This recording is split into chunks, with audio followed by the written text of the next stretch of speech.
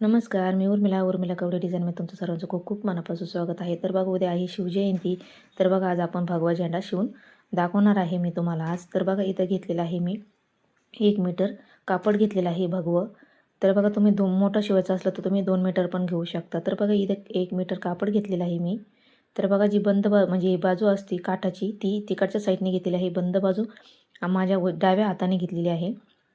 तर बघा बंद बाजू एका साईडने घ्यायची आहे आणि व्यवस्थित धागे वगैरे कट करून घ्यायचे आहे आणि व्यवस्थित कापड सरळ करून घ्यायचं आहे. तर बघा याचा मी मध्य घेतलेला आहे आणि इथं खडूने आपल्याला मार्किंग करायची आहे मध्यातून. तर अगदी सोपा आहे झेंडा शिवायचा. तुम्ही घरी पण शिवू शकता झेंडा. तर बघा मध्यात मी खडूने मार्किंग केलेली आहे. त्याच्यानंतर मध्य आपल्या साईडने घ्यायचं आहे आणि बंद बाजू पण आपल्या साईडने घ्यायची आहे. व्यवस्थित हे बघा व्यवस्थित आपल्याला असं कापड ठेवून घ्यायचं आहे आणि हे घडी घातलेली होती का म्हणून त्याच्यावरती अशा घड्या वगैरे पडलेल्या आहे. तर बघा हे कापड एकदम असं हे असतं सिल्कीमधलं कापड असतं. तर बघा त्याच्यावरती प्रेस वगैरे चिटकली तर खूप अवघड होईल, त्याच्यामुळे मी प्रेस वगैरे केलेली नाही आहे. तर बघा व्यवस्थित दोन्ही साईडने आपल्याला व्यवस्थित कापड कट करून घ्यायचं आहे.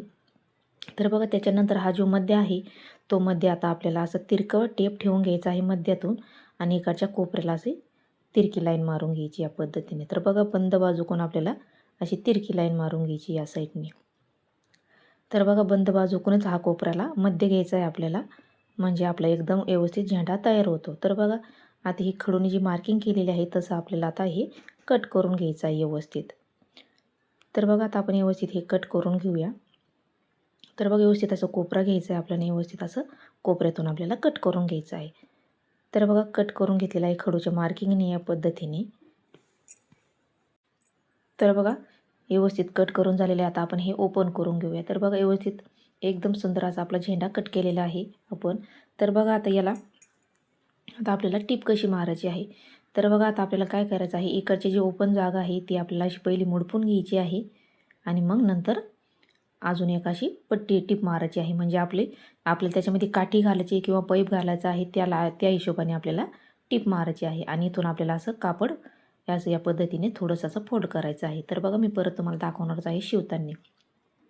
तर बघा आता मशीनवरती आपल्याला काय करायचं आहे, हे कापड पहिले आपल्याला उलटं ठेवून घ्यायचं आहे आणि उलटी आपल्याला अशी टिप मारून घ्यायची आहे व्यवस्थित या पद्धतीने. पहिले अर्धा इंच असं आपल्याला मुडपून घ्यायचं आहे, कारण त्याचे धागे वगैरे निघू नये म्हणून आपल्याला हे पहिलं असं अर्धा इंच याच्यावरती टिप मारायची आहे या पद्धतीने.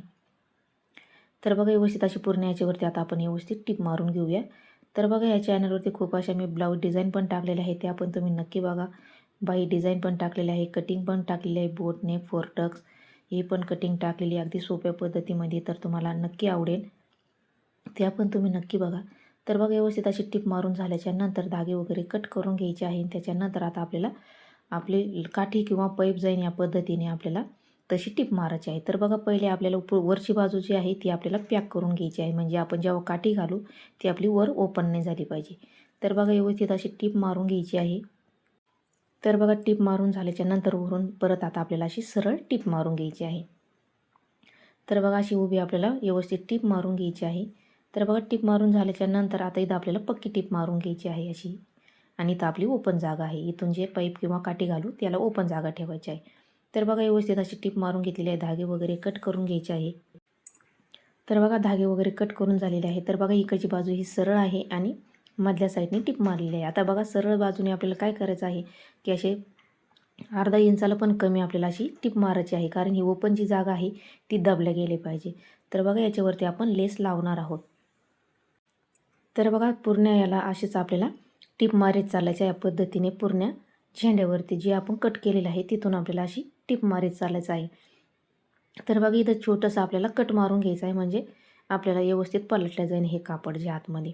तर बघा व्यवस्थित असं पलटलं गेलेलं आहे आणि इकडच्या साईडनी पण सेम आपल्याला तशीच टिप मारून घ्यायची आहे. जशी आपण इकडून मारलेली आहे तशीच आपल्याला इकडच्या साईडनी पण टिप मारून घ्यायची आहे. तर बघा व्यवस्थित अशी टिप मारून झालेली आहे या पद्धतीने कोपऱ्यापर्यंत आपलीवाली. तर बघा त्याच्यानंतर आता टिप मारून झाल्याच्या नंतर आता आपल्याला इथं लेस लावून घ्यायची आहे. तर बघा माझ्याकडं इथं लेस आहे, ती लेस मी लावणार आहे. तर बघा ज्या कोपऱ्यापासून आपल्याला जी तुम्हाला तशी आवडेल तशी तुम्ही लेस लावून घेऊ शकता. तर बघा ही माझ्याकडं होती म्हणून मी ही लावून घेतलेली आहे. तर बघा अशी अशी आपल्याला कोपऱ्यावरती अशी लेस लावून घ्यायची आहे. तर तुम्हाला बाहेरून जरी तुम्हाला दुसरी आणायची असली तर तुम्ही ती पण लावून घेऊ शकता. तर बघा एकदम सुंदर आपला असा झेंडा घरच्या घरी तयार होतो किंवा 1 मीटर कापडापासून किंवा तुम्ही 2 मीटर पण कापड आणून घेऊ शकता. तर बघा अशी याच्यावरती आपल्याला अशी लेस लावून घ्यायची आहे.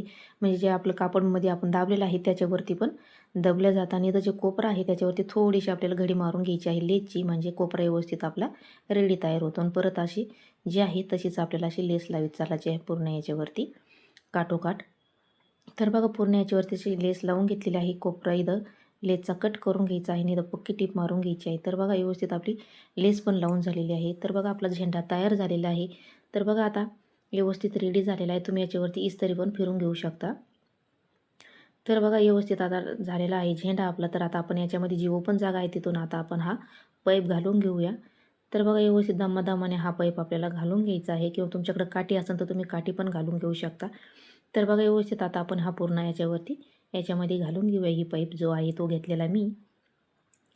तर बघा त्याच्यानंतर व्यवस्थित घालून घेऊया. तर बघा एकदम सुंदर असा आपला झेंडा घरच्या घरी तयार झालेला आहे. तुम्ही नक्की उद्या शिवजयंती आहे नक्की घरच्या घरी ट्राय करा. एकदम सुंदर असा आपलावाला झेंडा तयार झालेला आहे. तर बघा मी पूर्ण घालून घेतलेला आहे व्यवस्थित. तर तुम्हाला झेंडा कसा वाटला नक्की सांगा. लाईक शेअर सबस्क्राईब करा. धन्यवाद.